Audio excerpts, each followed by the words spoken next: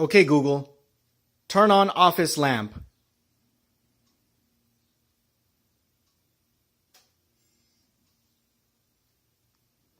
Okay, Google, turn off office lamp.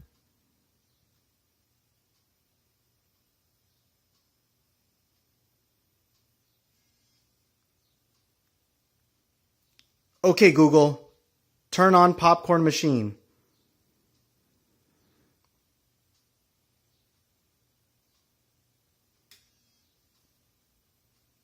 Okay, Google, turn off popcorn machine, turn on office lamp.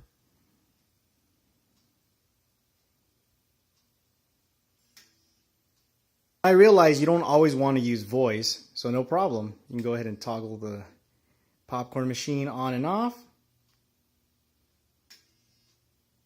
If I wanted to go ahead and turn on the lights, go ahead and do that without having to use voice. So you don't always have to use voice.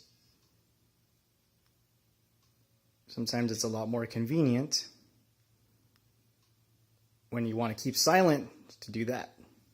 So I'm going to show you guys, this is something cool and I've done in the past. I'm going to go ahead and manipulate or use my smartwatch to turn on and off and set the temperature of my home. So just go ahead and pay attention right here. You can see that it is off. Okay, Google. Okay, Google. Set house to cool at 76 degrees.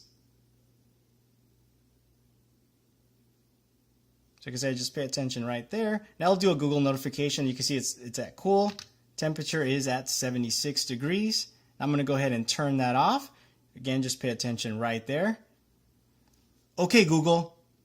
Turn off thermostat.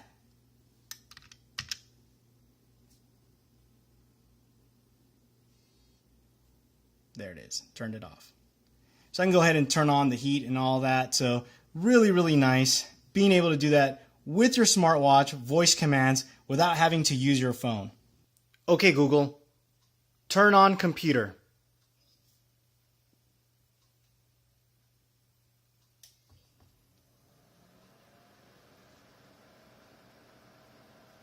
Okay, Google, turn off television. This has to be one of my favorite features, especially when you have a TV. Let's go ahead and okay, Google, turn on TV. Now my television does take a little bit longer than normal to turn on. But yeah, this is probably one of my favorite features, to be able to control all of the television, appliances, stuff like that. Now I can start my Plex movie as soon as it turns on. There it goes.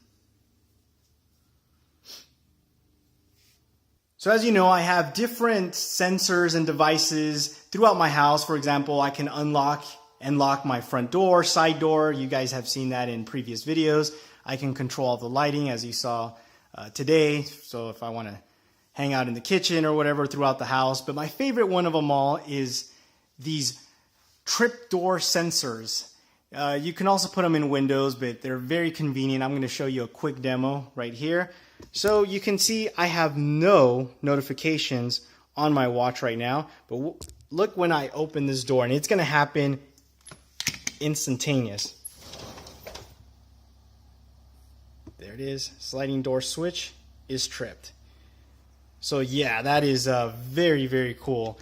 I'll show you guys again that sensor. So I have these throughout the house. So if there's, for example, anybody breaks in through a window, I know exactly what window door it is, and I'm able to act and see, you know, what I want to do, whether call the cops or if I want to, you know, automate the gun to shoot. I'm just kidding. That would be cool, right?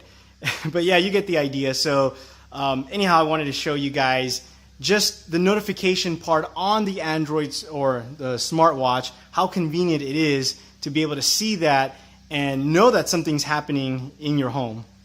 What's up, guys? That was just a small sneak preview of what Android is really capable of doing with home automation.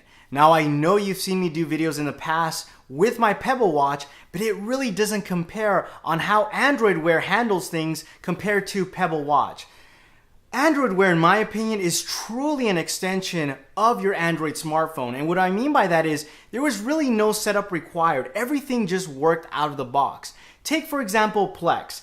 Plex is a very popular application that a lot of people use, including myself. It allows me to watch movies through my Plex server. Now on my Pebble Watch, there was a bunch of different configurations and a setup process. With Android Wear, I really had to do nothing. The fact that I just had the application installed on my phone, everything just worked out of the box, including everything you just saw right now in my home automation. These are things that I already had pre-programmed on my phone, and I had to do nothing. All I had to do was buy the watch and everything just worked. The reason being is that this uses Google Now, and with Google Now, everything just gets pushed to the phone like if you were using the phone directly, unlocked. And that's something really powerful that I think that Android Wear has the upper edge amongst all the other different smartwatches out there.